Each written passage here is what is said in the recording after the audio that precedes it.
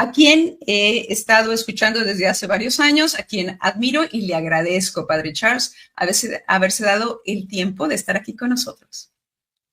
Brenda, muchísimas gracias. Encantado, encantado, encantado. Gracias, Padre, porque aparte usted es muy ameno y muy simpático y bueno, nos han mandado mensajes diciendo qué bueno que está el Padre Charles, porque aparte es simpaticísimo. Entonces, nos encanta que hable español, Padre, que hable a la mexicana, porque tiene muchos slangs mexicanos, bendito sea Dios, Padre. Y Brenda, te quiero decir desde el principio, mucho cuidado con algunas cosas que digo, porque también hablo un español muy mexicano. Y a veces me salen palabras que no son dignos de tu programa, vaya. No se preocupe, Padre, no se preocupe. Ya estamos acostumbrados a las críticas, así es que nos hemos forjado en este camino que es duro, pero que es muy, muy emocionante, el camino de la verdad, de Cristo. Entonces, Padre, bueno, yo he estado un poquito preocupada porque le llamé a usted y le dije, Padre, he visto una gran infiltración del marxismo en la iglesia y usted me dijo, Brenda, pero apenas te acabas de dar cuenta si tenemos desde el Concilio Vaticano II que hay esta infiltración. Y bueno, hay gente, Padre, que me dice, usted no sabe lo que es el marxismo. ¿Qué tal si antes de empezar con esto me permite dar un pequeñito resumen de lo que es el marxismo? ¿Le parece bien? Para que usted ya nos pueda iniciar a instruir, a comentar. Bueno, quiero decirles que el marxismo es un sistema filosófico porque tiene una manera de ver el mundo, es un sistema económico también, fundado por Carlos Marx y Federico Engels y seguido por Bakunin, ante el abuso en la revolución industrial que se dio entre 1760 y 1840, en contra de los trabajadores, las malas condiciones de los trabajadores. No había, por ejemplo, vacaciones, no había un cierto horario, no se pagaban buenos salarios y aparte había condiciones, sí, efectivamente, muy inhumanas para trabajar, ¿no? Su justificación es que existen, hermanos, dos clases sociales, los burgueses que poseen las tierras, las fábricas, los negocios, las máquinas de producción, y los proletarios son los que venden su trabajo en los campos, fábricas y negocios. Se debe por medio de la revolución, el levantamiento, los sindicatos, los partidos y en este caso el Partido Comunista, por supuesto, tomar los medios de producción y las fábricas y las tierras y los negocios y repartirlas entre los obreros. Así se va a lograr una sociedad justa. Los burgueses, decía Marx, tienen privilegios y ganan del trabajo que los obreros hacen. O sea, ellos ni trabajan, nada más enriquecen. Así es que se necesita que los obreros sean los dueños. En concreto, que los medios de producción sean de todo el pueblo obrero, al igual que el gobierno, o sea, que los obreros gobernaran, porque así se decidirá mejor para la clase obrera. No debe de existir la plusvalía. Tú vas a escuchar de los partidos de izquierda que la plusvalía no debe de existir, o sea, que es eso que se gana de cuando haces el producto, pero cuando lo vendes, ¿de acuerdo? Y también cuando compras un terreno o una casa y la vuelves a vender, ¿no? Bueno, pero Marx y Engels no toman en cuenta algo fundamental, que para tener, padre, una fábrica, pues necesita el dinero y el esfuerzo para construirla. Para tener máquinas se necesita comprarlas, ¿no? Para sembrar un campo se necesita primero comprar el campo, comprar la semilla, tener el riesgo de que a lo mejor no llueve, se puede perder aquello, ¿no? Bueno, será tal el bienestar y la justicia una vez que todos los obreros se les repartan las fábricas y sean dueños de las cosas de producción, cuando los trabajadores sean los dueños de todos los medios, que finalmente no será necesario tener un gobierno porque ya va a ser todo justo, va a ser un cielo en la tierra, ok, la sociedad será perfecta, ¿no? Todos tendrán lo mismo haciendo una sana reflexión. Sabemos que esto, hermanos, pues es una utopía. Les estoy dando un gran resumen. Y para lograr ese objetivo de la revolución es necesario eliminar, demoler, suplantar, dominar, diluir, tomar las instituciones intermedias y entre esas instituciones intermedias, sobre todo, que son las que aportan la cosmovisión, la visión del mundo de la gente, bueno, hay que destruirlo y sobre todo la que va a estorbar más es la Iglesia Católica, porque trae el cuento, padre Charles, de que las injusticias, ¿sí? Las injusticias tal vez no se pueden resolver en este mundo, sino que, y son provocadas por el pecado original, sino que Dios va a hacer justicia también en la vida eterna. Eso dice Marx, es una mentira. Para Marx no hay pecado original que dañe las relaciones entre las personas y que provoque desigualdades, ¿no? Pero ustedes y yo sabemos, ¿sí? Que hay virtud, se puede vivir virtud, se puede vivir el vicio, no nada más en los ricos, hermanos, sino también en los pobres. Pero bueno, en todo este intento, padre Charles, se trató, por supuesto, también, porque también lo sugirió así Gramsci, ¿no? Este pensador comunista en sus cuadernos de la cárcel en Italia, pues había que destruir y tomar los medios, por ejemplo, masivos de comunicación, las escuelas, las universidades, pero sobre todo habría que suplantar, destruir, demoler e infiltrar a la iglesia. Y el día de hoy vamos a hablar de esta famosa teología del pueblo, teología de la liberación, que entró muy fuertemente en la América Latina. Padre, le cedo el micrófono. Pues mucho has dicho y muy bien, y muy bien, y muy bien. ¿Dónde empezar? Dijiste una cosa que me gustaría compartir un poquito más de conocimiento sobre este punto que dijiste. Bueno, el Concilio Vaticano II. Sí. Empezó en 1962, terminó en 1965. Sí. Quería el Papa Juan XXIII, quería tener la representación de todas las iglesias ortodoxas, sobre todo, no tanto los protestantes, no era su idea, los protestantes también, pero sobre todo los ortodoxos, porque son como nuestros primos hermanos, ¿verdad? Claro. Para tener representantes de Rusia, el Vaticano tenía que asegurar no condenar el comunismo durante el concilio. Ok. Eso es muy importante, porque uno de los puntos, vamos empezando un poquito antes del concilio.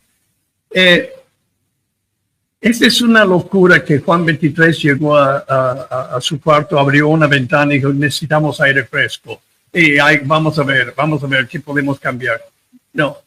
Hubo un estudio por el Papa Pío XII, 5 años antes del concilio. Pío XII estaba preparando un concilio. La idea del concilio era del Papa Pío XII, que murió en 58. No de Juan XXIII. Y tenía la condenación del comunismo. Porque estamos hablando del puesto, del lugar de la Iglesia Católica en el mundo de hoy. Pues, ¿cuál es el problema? ¿Cuál era? Y todavía sigue siendo, pero ¿cuál era el problema más grande que enfrentaba la Iglesia en el mundo de 1962? El comunismo, el marxismo. Así es. Sí. Y el Vaticano aceptó esa condición de los rusos, de los comunistas, de no condenar el comunismo para la participación de los ortodoxos en el concilio. Error número 1. Aparte, sí. Quisiera agregar, Padre Charles, que la Iglesia Ortodoxa tuvo miles de mártires, o sea, se mataron a miles de sacerdotes, religiosas, a obispos también, en estas purgas también de Stalin, en la agresión de Lenin y demás. Horrible. Y también su estrategia es la suplantación. Entonces, tanto en México, por ejemplo, se trató de suplantar a la iglesia y aceptar una iglesia que ellos mismos estaban formando, los comunistas, ¿sí? Esa iglesia mexicana y favorecer las sectas y demás. Lo mismo hicieron en Rusia. Y entonces en la KGB fueron formados hombres que después fueron ordenados obispos, ¿sí? Y fueron infiltrados. O sea, pero la teología de la liberación tuvo como intelectuales agentes de la KGB. ¿No es cierto? Que también... Sí, absolutamente cierto. Adelante. Absolutamente cierto. Como en México, Sí. con el patriarca Pérez, ¿verdad? Sí. La iglesia, bueno, en México y también después en toda Hispanoamérica, para destruir la unidad y la fortaleza de la Iglesia Católica, casi todos los gobiernos de América Latina, por ejemplo, han sido tumbados por el marxismo, pero antes por la masonería, que son primos hermanos, son primos hermanos de la izquierda. Y los dos veían a la Iglesia Católica como el enemigo número uno, como número uno. Tenían que acabar con la Iglesia Católica para después sembrar, lógicamente, sus errores. Bien, ¿dónde voy con eso? El concilio tuvo la oportunidad de condenar el marxismo, no lo hizo. Okay. Entonces, dio la idea de que estábamos dispuestos a dialogar con los marxistas. Error número 1. Sí. No hay que dialogar con ellos. ¿Y por qué? Porque este es el primer paso que dan. Es el diálogo. Nosotros somos pobrecitos, estamos afuera. Queremos hablar con ustedes. ¿Cómo podemos mejorar la situación humana y social, y etcétera, etcétera? Ayúdanos, pobrecitos nosotros. Y una vez entran, toman control de todo y luego te matan a ti y a tu familia. Así es. Sí, si estás en oposición. Porque aparte, ellos navegan, ¿cómo se mueve la serpiente? Sí, no. O sea, hay verdades que ellos presentan y hay soluciones que están totalmente impregnadas de mentira. Recuerden, padre, cómo los primeros teólogos de la liberación decían que el verdadero cristianismo era el comunismo, porque los apóstoles ponían todo en común. Y vieras, Brenda, ¿cuántos sacerdotes todavía creen eso? Sí.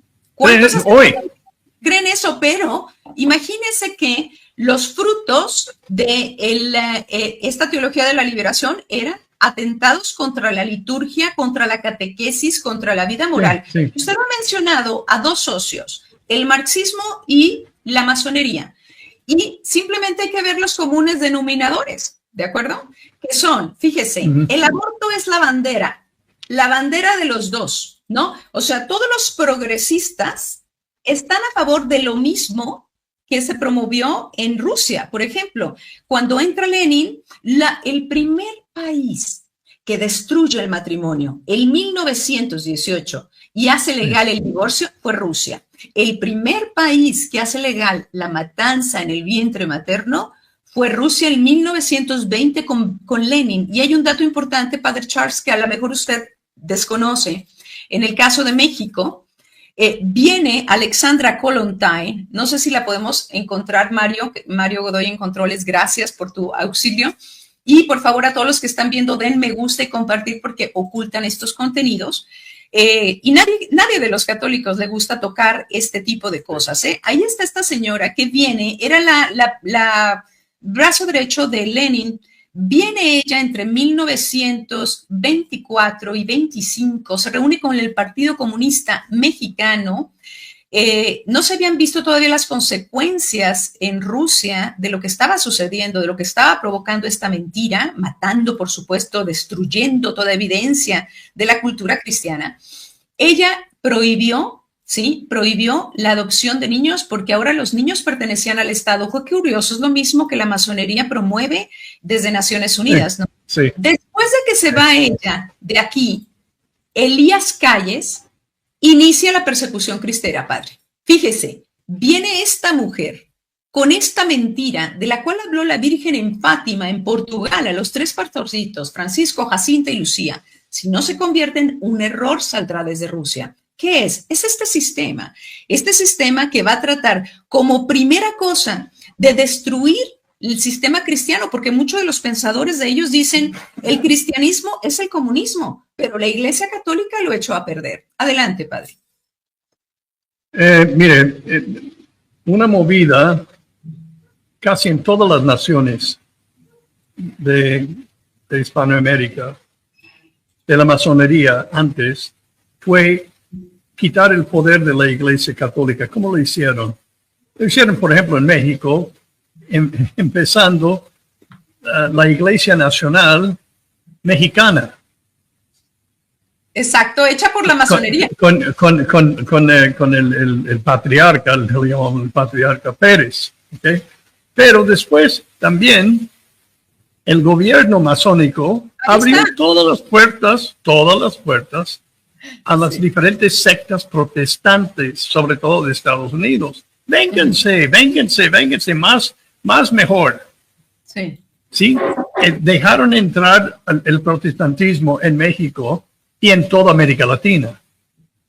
Tenían las puertas completamente abiertas. ¿Para qué? Porque estaban preocupados por la evangelización y que la gente conociera a Cristo. No.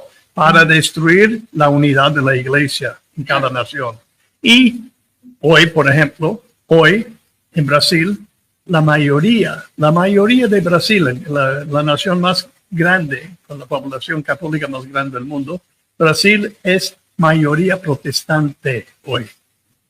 Minoría católica. Imagínense. Así es que funcionó esto muy bien. Luego, después de los masones que destruyeron la vieja régimen, ¿sí? Entraron los marxistas. ¿Qué hicieron? Los marxistas, bueno, vamos entendiendo un poquito del marxismo, unas cosas básicas. El marxismo de por sí tiene que ser atea. Ser atea. Sí. ¿Por qué? Porque no puede permitir que exista una autoridad más grande que el gobierno marxista. No puede existir, porque si existe un poder más grande que nosotros, marxistas, entonces tenemos que responder moralmente en nuestras vidas morales, nuestras vidas intelectuales, nuestras vidas, etc., a este poder más grande. Así es que eliminamos este poder, ya no existe Dios.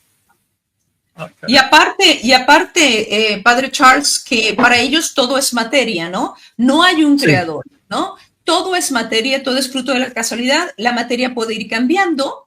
Y entonces, por eso para ellos, en la masonería, en el marxismo cultural, se puede cambiar de hombre a mujer, de mujer a hombre, ¿de acuerdo? Entonces, se puede negar todo lo que es evidente, porque aparte no existe el alma humana, no existe Dios, no existe la vida eterna, y solamente a través del marxismo se puede vivir en justicia. Cuando recordemos que para traer la justicia, nosotros necesitamos vivir las bienaventuranzas. No necesitamos el marxismo para vivir la justicia y el amor, porque el mensaje de Jesús cambia el corazón, Padre Charles. ¿Cuál es el mensaje de Jesús? ¿Cuál es la razón por la existencia de la Iglesia Católica? ¿Por qué existe la Iglesia?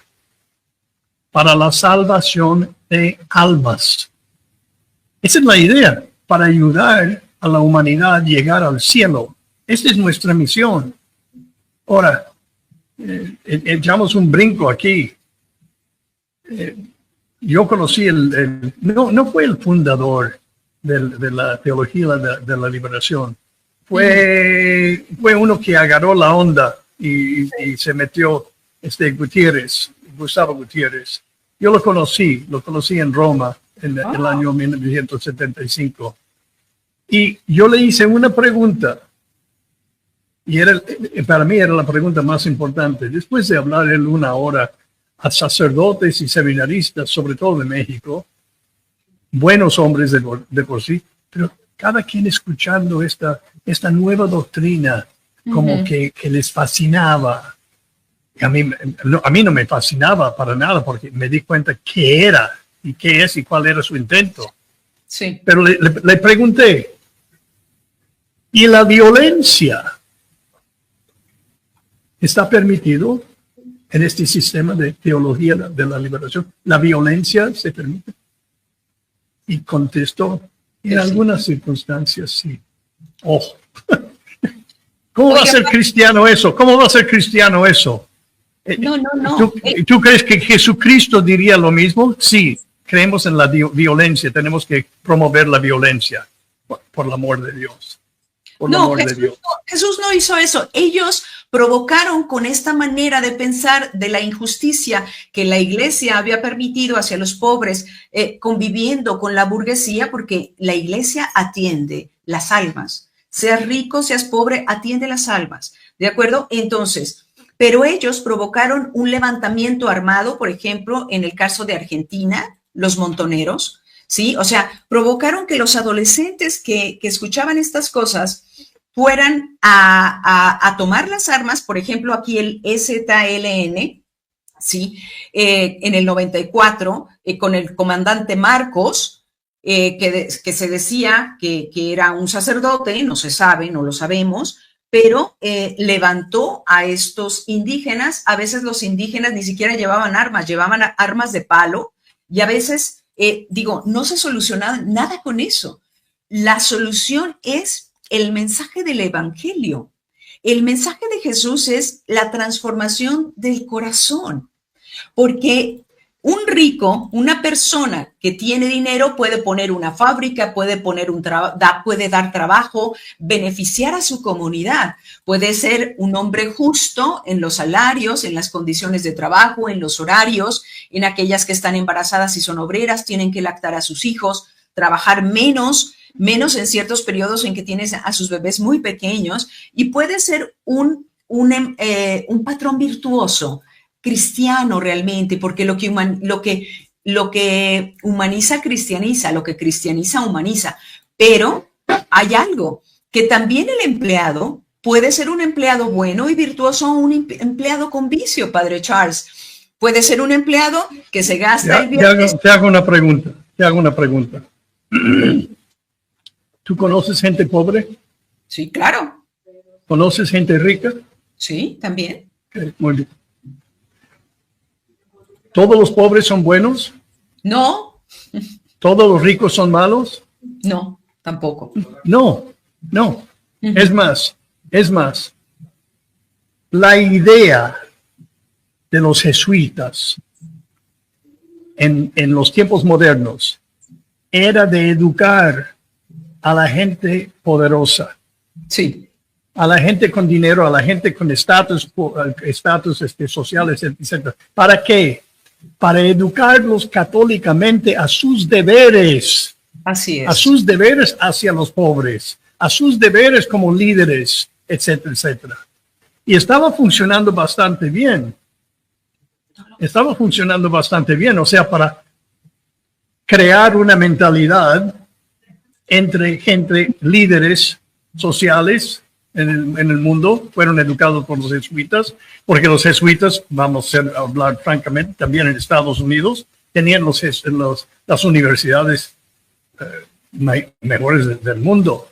En Estados Unidos, en el Georgetown, la Universidad de Georgetown, etcétera, etcétera, etcétera. En todas partes eran las mejores universidades del mundo, y los jesuitas tenían una influencia tremenda para educarlos que mañana van a ser los líderes en el mundo de hoy, para enseñarles principios cristianos que pueden utilizar en sus fábricas, etcétera, etcétera. Muy bien. El Papa Juan Pablo II, una cosa muy, muy bien que hizo, que si hay alguien que entiende el comunismo fue Juan Pablo II. Lo vivió. Entendió muy bien lo que era el comunismo. ¿Sí? Muchos de sus compañeros estaban encarcelados por los comunistas. Bien, pero la cosa es esta.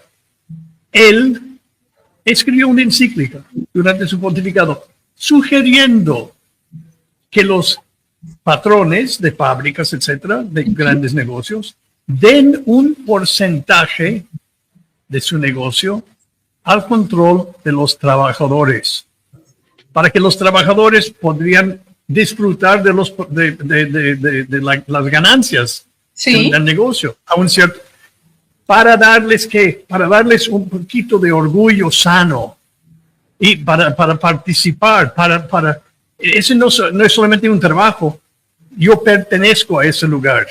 ¿Sí? Claro. Y otra cosa, mijita, otra cosa muy curiosa, también con esto que hizo él, cuando se adoptó y se puso en práctica, los empleados dejaron de robar de la misma compañía. ¿Por qué? Porque se estaban robando de sí mismos. Es cierto. Sí. Oiga, etcétera, padre, etcétera. padre, yo les digo, miren, los empleados pueden vivir la virtud o pueden vivir el vicio.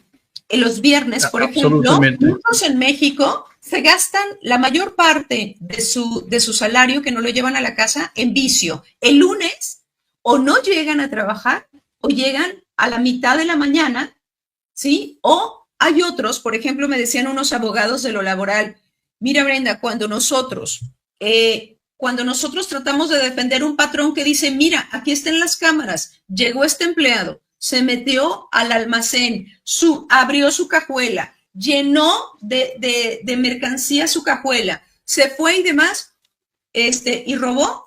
¿Y sabe qué? Siempre pierden los patrones. ¿Por qué? Porque ni siquiera con esta evidencia, este tipo de pensamiento filosófico del marxismo siempre considera que el empleado es honesto y que el trabajador es el culpable. Entonces, esto es injusto realmente. Entonces, lo que quieren volver en esta infiltración de la Iglesia que hicieron desde el Concilio Vaticano II con la teología del pueblo o teología de la liberación, quieren volver a la Iglesia una ONG, ¿sí? Una asociación civil. Quieren, sobre todo, porque yo vi que hay un intento, que hay un pacto de las catacumbas, que cuando estuvieron en Roma, varios de los obispos fueron a las catacumbas romanas, firmaron 13 puntos donde se comprometían a vivir en pobreza, donde se comprometían a trabajar por el pobre, donde se comprometían a vivir... Por Helder Cámara y compañía. Sí. ¿Verdad? Entonces, muy bien, suena muy bien, pero de allí a que la Iglesia enseñe otra cosa, a que vayan a la liturgia, a que cambien la doctrina, a que apoyen a los partidos de izquierda que supuestamente van a ayudar a los trabajadores. Padre Charles, vea a México, por favor, con estas ideas de izquierda que se llama Cuarta Transformación. Yo leí que hubo la primera internacional comunista o socialista, porque para ellos comunismo es a través de la fuerza, socialismo es a través de los sindicatos, partidos, revueltas, etcétera, infiltración de las universidades, quitarle la fe a los chicos cuando que entren con fe. Eso me lo dijeron aquí niños en la UDG. Jóvenes, haz de cuenta, Brenda, que si nosotros manifestamos nuestra fe, el objetivo de los maestros es que entren con fe y salgan sin fe de la universidad. Entonces, infiltraron la Iglesia, pero quiero comentarle que encontré en este libro sensacional, La mentira nos hará esclavos, que es una contestación a una publicación. Qué buen título, ¿eh? Sí, dice. Qué buen título. Responde a una publicación que se llama La verdad nos hará libres. No solamente una publicación, sino las palabras de nuestro Señor mismo.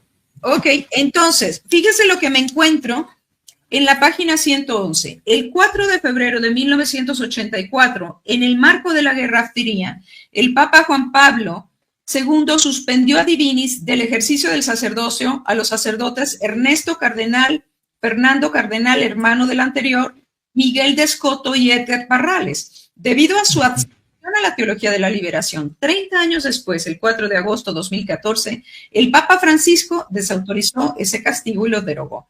En 1984, la prensa española difundió un documento informando que se preparaba un texto preparatorio sobre la decisión del Papa Juan Pablo II, 1984, sobre la teología de la liberación. El texto calificaba como la gran herejía de nuestro tiempo y sostenía que la teología de la liberación constituye un peligro fundamental para la fe de la Iglesia porque se trata de una nueva forma de comprensión global y de realización del cristianismo en su totalidad, y que por esto cambia todas las formas de vida de la Iglesia, su constitución jerárquica y sacerdotal, la liturgia, la catequesis, las opciones morales. Se trata de una nueva interpretación del cristianismo cuya gravedad no se valora suficientemente. El documento fue atribuido al cardenal Joseph Ratzinger, esto que filtró la prensa española. Y dice acá que la filtración produjo la reacción de muchos teólogos de la liberación que criticaron ese documento que estaba por sacar el Papa Juan Pablo II, ayudado por Joseph Ratzinger. Finalmente, ese mismo año, la Congregación para la Doctrina de la Fe publicó su primera instrucción sobre la teología de la liberación, que se llamó Libertatis Nuncius, en 1984. En marzo de 1985, la Congregación para la Doctrina de la Fe cuestionó partes de la obra Iglesia, Carisma y Poder, ensayo de eclesiología militante del teólogo brasileño Leonardo Boff. La Congregación Romana no actuaba de oficio, sino respondiendo a una petición del propio Boff, que había solicitado su amparo frente a la crítica recibida de la Conferencia Episcopal Brasileña. También se lo expulsó de su cátedra de los cargos en la revista Voces, etc. Bueno, Boff respondió ambiguamente a la notificación diciendo, condenando acepto. Ese mismo año, el teólogo uruguayo Juan Luis II publicó su libro Teología de la Liberación, respuesta al cardenal Ratzinger, refutando y criticando duramente la postura oficial de la Santa Sede ante la teología de la liberación adoptada por la Congregación para la Doctrina de la Fe, liderada por Ratzinger, quien en 2005 sería ya papa. En 1986, entonces, ante la presión de todos estos teólogos de la liberación, el 9 de abril del 86, el Papa Juan Pablo II envió una carta al episcopado brasileño expresando que la teología de la liberación es no solo oportuna, sino útil y necesaria. Poco antes, la Congregación para la Doctrina de la Fe publicó su segunda instrucción, ahora se llamó Libertatis Conscientia, ¿sí?, precisando la postura oficial de la Iglesia Católica al respecto. Mientras en la primera, en 1984, el padre Moore, Libertatis Nuncius, implicaba definir a la teología de la liberación como una cuasi herejía, la segunda instrucción, complementaria publicada en el 86, Libertatis Conscientia, fue una atenuación de la primera. ¿Cómo ven? Entonces, se está como en medio de dos posturas, una la justifica y la otra la condena. Su opinión, padre. Sí, la segunda vez que me encontré con Gustavo Gutiérrez, el padre Gustavo Gutiérrez, fue en la oficina del cardenal Ratzinger en 84. Wow. Fue llamado a Roma para contestar algunas preguntas que Ratzinger no tenía, sí, antes de publicar ese documento. Mire, lo que resultó de todo esto es lo siguiente. Una confusión total. Es más, en México esta confusión total le llamamos un desmadre. Sí, y ese es el problema de la Iglesia Católica de hoy. Sí. Porque hay una falta de unidad completa y los marxistas, comunistas, socialistas, masones, tomaron completamente control de esto. Les encantaba esta confusión, esta falta de unidad.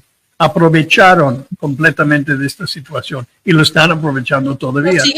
Litúrgicamente es un desmadre.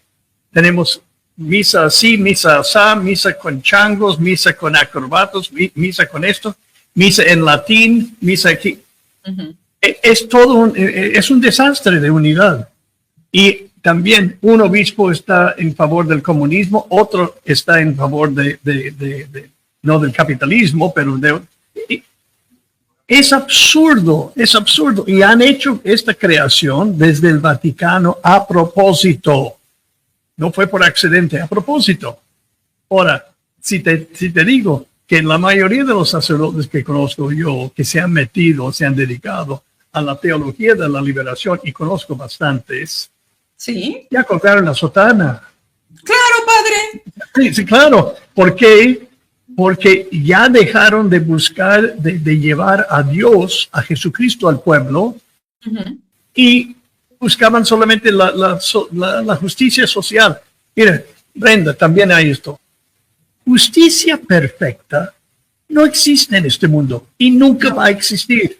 Si matan a mi esposa, no tengo esposa, pero si me matan a mi esposa, la justicia es que me devuelvan mi esposa en vida. No se puede. Claro. Si roban mi casa, 10 años después dicen, la justicia dice, devuélvele su casa, ya no existe. Podemos llegar a una justicia imperfecta. La justicia perfecta existe en el reino de Dios, en el cielo. Ahí existe la justicia. Si quieres, yo francamente voy a contar más para la misericordia de Dios que su justicia, ¿verdad? Voy a estar pidiendo no su justicia. Pero si quiero la perfección de justicia, existe con Dios, no existe aquí. Entonces, estos pobres sacerdotes, mayoría, y monjas, Sí. cuando vieron la imposibilidad de cambiar el mundo, ya dejaron todo. Dejaron su fe en Dios, su fe en Jesucristo, su fe en la iglesia, y dejaron todo. Y empezaron a ser comunistas o solamente desanimados con todo. Y salieron de la lucha continua, ¿verdad? Padre Charles, acabo de conocer en Roma, en un diplomado que tomé, a un sacerdote de La Habana, de Cuba, que dijo: discúlpenme, gracias a Dios, hay muchos cubanos en Estados Unidos que mandan donativos, mandan medicina porque no hay nada, realmente no hay nada. Entonces dice él, imagínense cuánto tendrán de limosna. Nada, por supuesto, son heroicos. Muchos sacerdotes han abandonado la isla y se han ido porque no han soportado eso, quedarse con su pueblo. Este sacerdote heroico, este sacerdote me dice: yo desde que me levanto hasta en la noche cuando me acuesto, está la gente llegando por medicina, a tocar. Brenda, yo no me formé para hacer una ONG. Está bien que ayudemos a los que lo necesitan, pero yo me formé sacerdote para llevar a Cristo. Mi principal responsabilidad es llevar a las almas a Dios. Conocí también... Y dar esperanza. Exacto. A los pobres, a los ricos, a la gente de clase media, a todos, ¿no? Darles esperanza, porque es desesperante mucha de nuestra vida, sea rica, sea rico, sea pobre, sea lo que sea. Todos tenemos estos problemas que nos están invadiendo la paz de nuestra alma. Es al sacerdote, su misión es llevar a Jesucristo para sanar esta confusión y para estar en paz. ¿Tú crees que los pentecostales que están por todas partes en América Latina les están preocupando por tumbar gobiernos? No. Están dedicados erróneamente, equivocadamente, pero están equivocados a los pobres, a los ricos, a quien sea, para que conozcan a Jesucristo. Sí. Si queremos cambiar el mundo, vamos convirtiendo el mundo a Cristo y se convierte solo. Sí. No al contrario, no al revés. Oiga, padre, cuando prosperó, cuando dicen que en la Edad Media, se perdió realmente, no prosperó el mundo. No es cierto, es una mentira. Han cambiado, claro, cambian incluso la historia. Es parte de la leyenda negra. Mire, no me acuerdo bien en español como dicen ustedes, pero en inglés, por los ingleses, hablamos de la época de oscuridad. Sí. La Edad Media. No sé si es la mitad. The Dark Ages. Sí. La edad oscura. Sí, que no había claridad, no había luz. Y luego hablamos de los masones cuando llegaron, the Enlightenment, el momento de iluminación. La ilustración. Sí. ¿Quién inventó esos términos? Ellos. Padre, pero quiero recordarle a quienes están con nosotros en este momento, le quiero decir que cuando nosotros lanzamos desde StreamYard nuestro contenido, viene en mi muro, se queda solo para mí, o sea, me bloquea. Entonces, ahorita estamos grabando, están pocas personas con nosotros porque se dieron cuenta que lanzamos un link, pero este contenido es maravilloso y va a quedar grabado. Quiero recordarles a quienes nos escuchan que la masonería trata de cambiar la historia, de contarte otra cosa que no fue, de ponerte unos lentes distintos a la realidad. Entonces te dicen que en la Edad Media no prosperó la humanidad cuando, ¿saben qué? Se construyeron las más grandes y bellísimas catedrales en Europa, se fundaron las universidades. ¿Y a cargo de quién estaban las universidades? De los monjes católicos que llevaron el conocimiento, que son grandes inventores. Los grandes inventores fueron todos cristianos, fueron todos, muchos de ellos católicos. Entonces, prosperó la sociedad, había paz, pero cuando llegó la Revolución Francesa a decir, fíjese, los carteles que llevaban era muerte al padre, ¿de acuerdo? Muerte al padre, tanto el padre de familia como la autoridad del rey como católico, como la autoridad del papa, ¿no? Entonces, estaban contra los tres amores blancos, padre Charles, que era la Eucaristía, la Virgen y el Papa, ¿no? Entonces, trataron de dañar eso y en lugar de tener reyes católicos que se formaban desde muy pequeñitos en economía, finanzas, historia, cultura, música, y amaban a su pueblo y tenían sus errores, por supuesto, como todos los humanos, pero amaban a su pueblo, ahora llegaron un montón de pelafustanes. Vean, por favor, los congresos de la América Latina, por quién están integrados. Por gente... Y además demos gracias a Dios que los errores humanos no existen hoy en sociedades comunistas y marxistas, ¿verdad? No. Mira, te olvidaste de unas cosas que también vale la pena mencionar.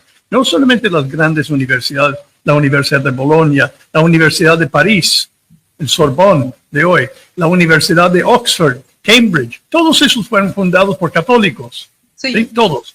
Y, muy bien, y todo lo que es la vida intelectual, fantástico. Pero también la Iglesia Católica construyó el número más grande de orfanatorios, de escuelas para los pobres, hospitales que manejados por religiosas sobre todo, pero también por religiosos. En el mundo nunca se había visto un hospital así organizado en esta forma. Esos estaban en todo el mundo. ¿Por quién fue hecho? ¿Por quién? ¿Quién lo hizo? La Iglesia.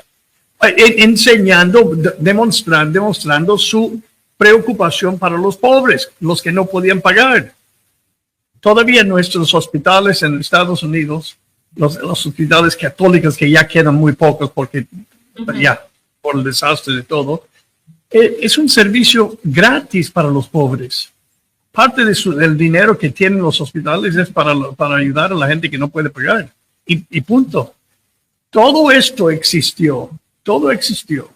Y para la Madre Teresa de Calcuta, que también tuve la dicha de hablar solo con ella una hora.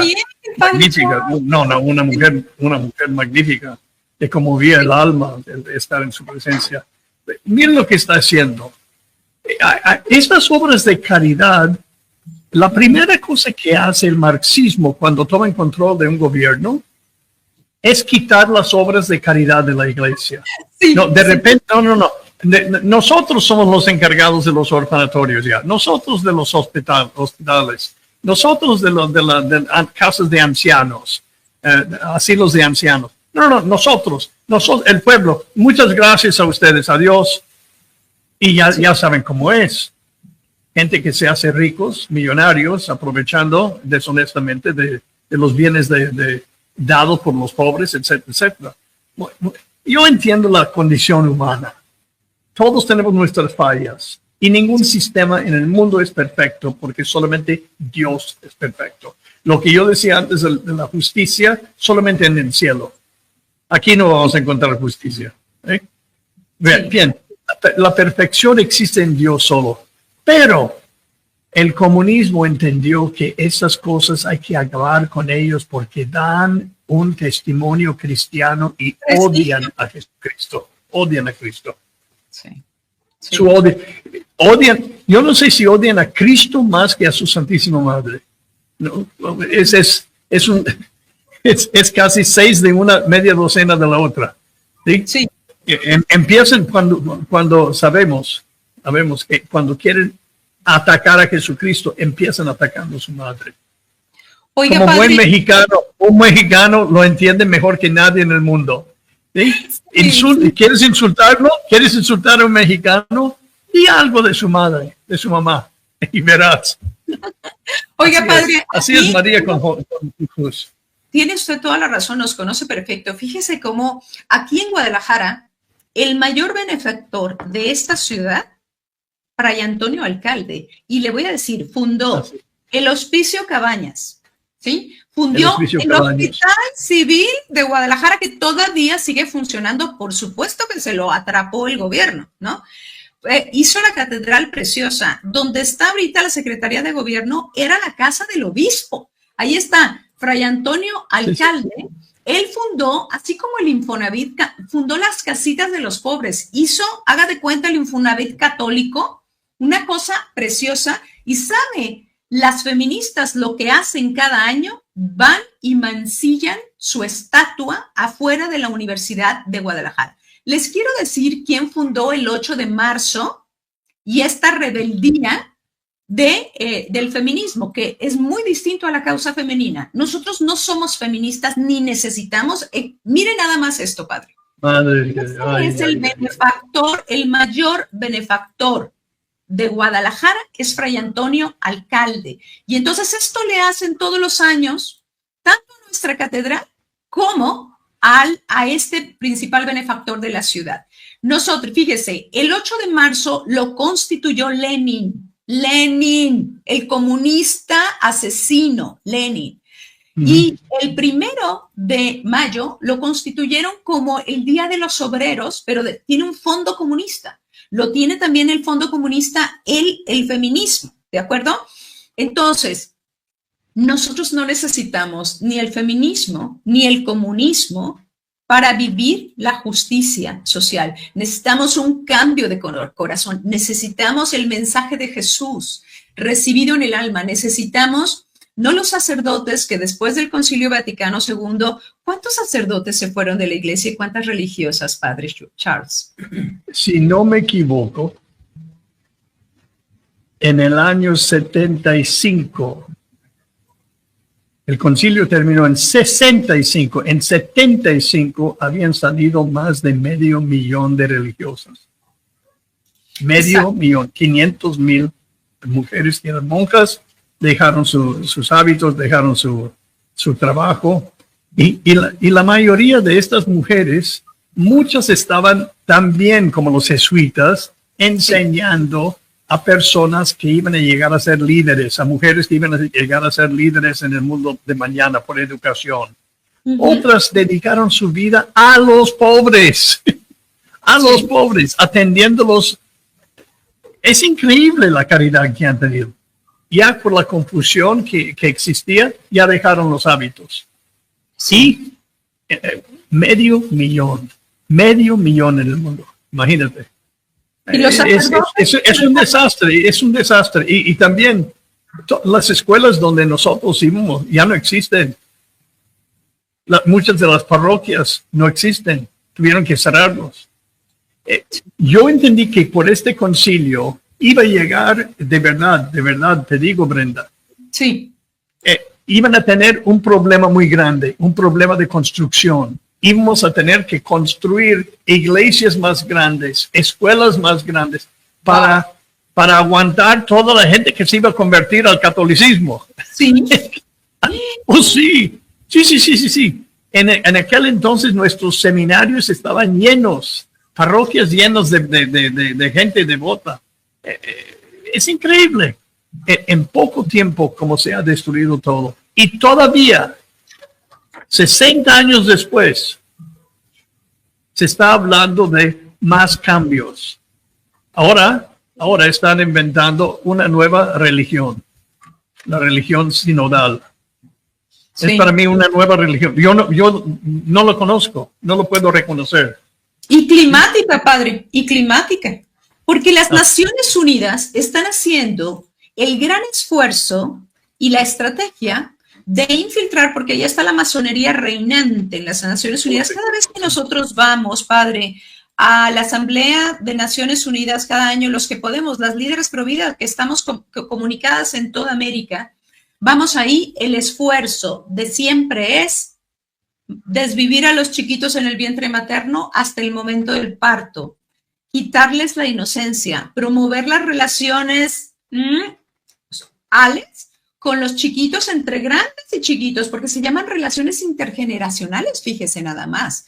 Luego, Cosa muy positiva, ¿verdad? Muy positiva. Sí, mutilar a los niños para que se sientan niñas, hormonizar a las niñas para que les salga bello, para que esto y lo otro, que provocan la eutanasia, esto y lo otro. Entonces, nosotros estamos viendo eso. ¿Y cómo tratan de infiltrar con su Agenda 2030 a la Iglesia Católica? Involucrarla, hacerla como sentir que está haciendo lo correcto en apoyar cosas que le convienen a la humanidad, pero que en realidad están atrás de cada objetivo de desarrollo sostenible o de las metas del milenio, que son 17 de la Agenda 2030, dicen que quieren alimentación, suenan tan bonito.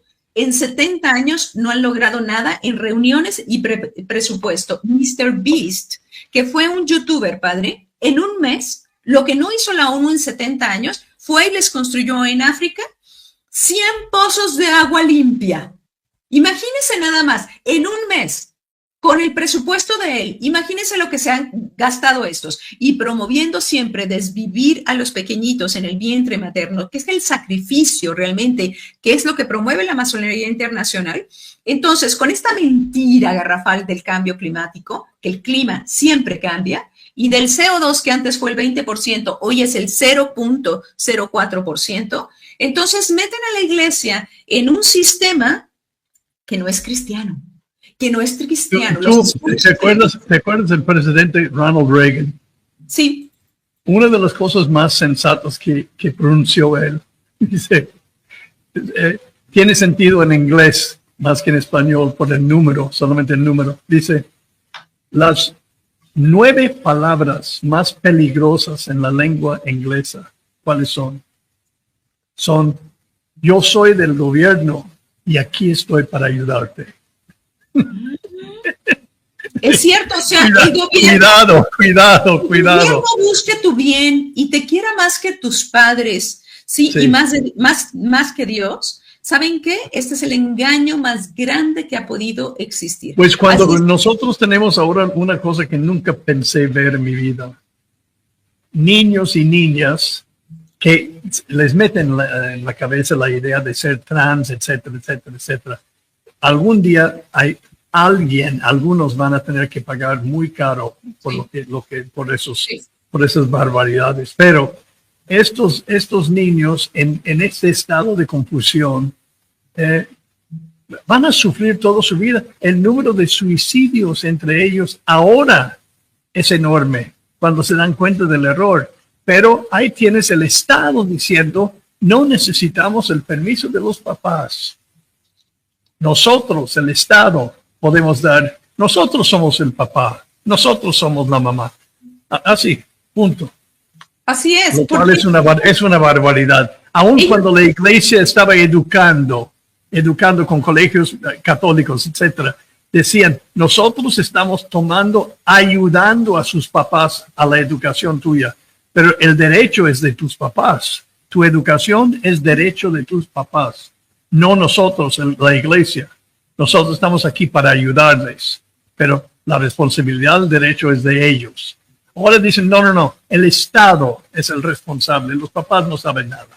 Ahí está el ejemplo de California, ¿sí? Con este gobernador inmoral Gavin, y ahí está también el ejemplo de lo que está sucediendo en Nueva York, que es preocupantísimo, pero no me voy a desviar ahí. Quiero simplemente decirles que este pensador Gramsci, que dijo, bueno, pues ya nadie va a querer ser comunista con las purgas de Stalin, con todos los homicidios, todos los millones de rusos muertos, que no funcionó esto, se empobrecieron, mataron a un montón, a todos los disidentes. Decía Lenin, si les falla en alguna parte, o Stalin dijo, si falla en alguna parte el comunismo, es que no mataron suficientes personas opositoras. Cuando prosperas, cuando matas a todos los opositores, ¿no? Y los torturas.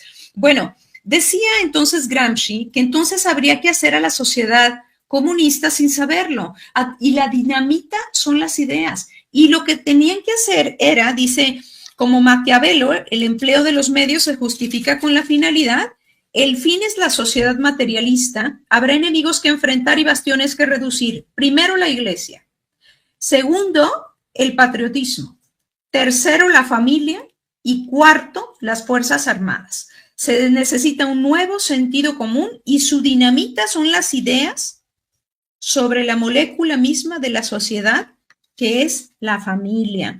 Entonces, estamos viendo cómo estos gobiernos de izquierda, Nicaragua, Venezuela, Cuba y ahora México, están tratando de ridiculizar la fe. Nuestra presidente, porque así se dice, presidente, es la que dice que una mona de yeso, ¿sí?, no hace milagros. Una mona de yeso no hace milagros. Y entonces no sabe que... Pero ella sí, ¿verdad? Pero ella sí. Ah, no, yo creo que ella sí. Pero la presidenta sí, la presidenta sí hace milagros. Sí. Ah, porque, ¿sí? Oiga, seguramente para ella sí, porque ella dice que ha acabado y ha bajado la violencia y los muertos. ¿Perdón? Sí. ¿Dónde? ¿Perdón? ¿Y segundo? ¿Dónde vive? ¿En México? ¿Ella vive en México? Absurda. No lo sé, pero esto es una mentira. Absurda. Yo quiero sus últimos comentarios, Padre Charles. Yo le agradezco, no sabe cuánto, qué bien le hace a la iglesia y le hace muy bien y mucho bien a los sacerdotes que se han dejado influenciar por esto, meter dudas por esto, la mayor caridad. Miren, léanse Caritas in Veritate, ¿no es cierto, Padre? Uh-huh. Mire, es hora para el clero de despertar y de entender, apreciar, redescubrir la espiritualidad católica. Es una belleza. Sí. Y de no andar buscando a Dios, a Cristo, donde Cristo no está, en errores. Él es el único hombre, el único en toda la historia humana que dice, yo soy la verdad. No que yo tengo la verdad, que yo conozco la verdad, que voy a impartir la verdad. No, yo la soy. Yo soy la verdad. Entonces vamos con la verdad, hermano, adelante. Ya basta terminar la confusión. ¿Somos de Cristo o no somos de Cristo? Así es muy sencilla la respuesta. O somos o no somos. O no somos, sí, la verdad es una persona, no es un concepto. Y la verdad está en la Sagrada Escritura. Si nosotros no utilizamos la espada de dos filos, que es la Sagrada Escritura, que es la que transforma, que es la semilla, ¿no?, que hace a través del Espíritu Santo, prospera, hace hombres nuevos, mujeres nuevas. Mire, desde que dejamos de rezar con nuestros hijos en México, desde que dejamos de ir a la Santa Misa, a la comunión, desde que dejamos la instrucción religiosa en las nuevas generaciones, Padre Charles, esto es un desastre, esto es un infierno, esto es sangre, asesinatos, mutilados. Yo quiero acabar con la primera carta del apóstol San Pablo a los Corintios. Hermanos, ustedes son la casa que Dios edifica. Eso es México, ¿eh? Yo, por mi parte, correspondiendo al don que Dios me ha concedido como un buen arquitecto, he puesto los cimientos, pero es otro quien construye sobre ellos. Que cada uno se fije cómo va construyendo. Desde luego, el único cimiento válido es Jesucristo, y nadie puede poner otro distinto. ¿No saben acaso ustedes que son el templo de Dios y que el Espíritu de Dios habita en ustedes? Quien destruye el templo de Dios será destruido por Dios. Quien destruye un niño en su inocencia, quien destruye un bebé en el vientre materno, quien destruye una nación católica, agrego yo, cierro paréntesis y sigo con San Pablo, porque el templo de Dios es santo y ustedes son ese templo. Entonces, Padre Charles, yo le agradezco que usted esté inspirando a otros sacerdotes que habían sido confundidos en su mente y en su corazón, y que entonces hayan sido distraídos de su principal oficio. La iglesia no es una ONG, la iglesia es la portadora del agua viva de Jesús. Yo les digo por último a los sacerdotes que están escuchando este programa, que se acuerdan por favor a San Pedro cuando quiso caminar hacia Jesús y sobre el agua. Andaba bien, pero luego empezó a ver por un lado y por el otro lado, quitó su vista de Cristo, su enfoque de Cristo, quitó eso viendo todo lo que los peligros y empezó a hundirse. Hay que tener nuestro enfoque sobre Jesucristo, punto, y caminar derecho hacia Él. Pues muchísimas gracias. Gracias, Padre Charles. A ti, Brenda, muchas gracias por la oportunidad de estar contigo y con tu audiencia. Muchas gracias. Al contrario, Padre Charles, ya vamos a cumplir el próximo año el centenario de la guerra cristera y de los héroes que dieron la vida por Cristo en este país. Yo cierro diciendo, Señor, por favor, libéranos pronto. Este país es tuyo, te pertenece, tú eres su rey, y a Santa María de Guadalupe, que somos tierra de María. Así es que, por favor, Jesús, interviene pronto, libera a México de tus enemigos, que son los enemigos de México. Muchas gracias, Padre Charles. Hasta luego.